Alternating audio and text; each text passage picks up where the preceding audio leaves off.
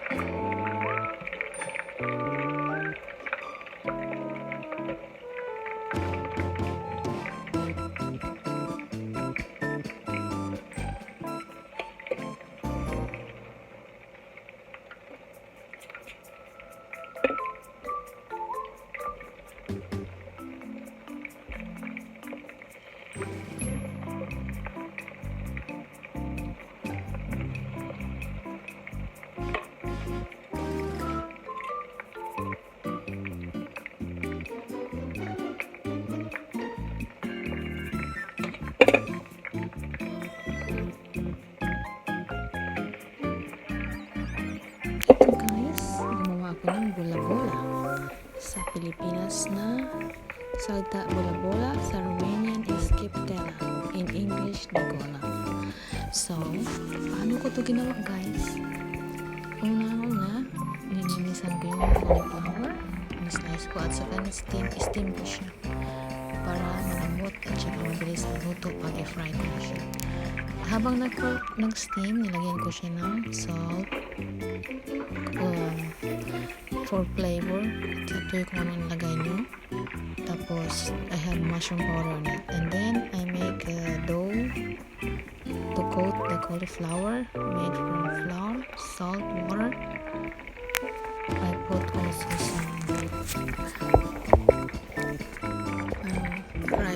Mix. It's breeder mix from Philippines. Tapos, talagyan ko na siya ng mushroom powder yung flour. After na coated, i-fry mo na siya. At last, guys, for the first time, I made it good and right. The bola, cauliflower.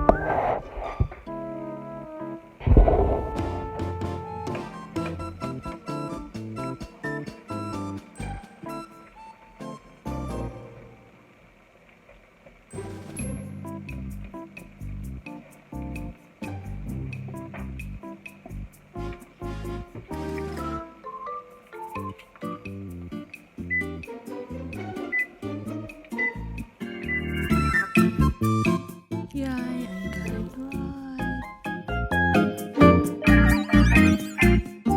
Eat guys, yum yum.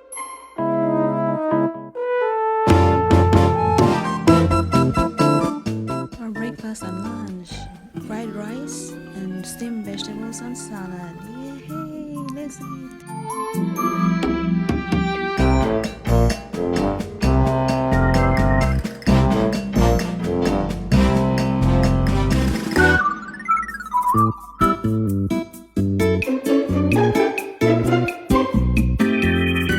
Don't forget to subscribe and hit and click the bell button for the next video. Thank you guys for watching.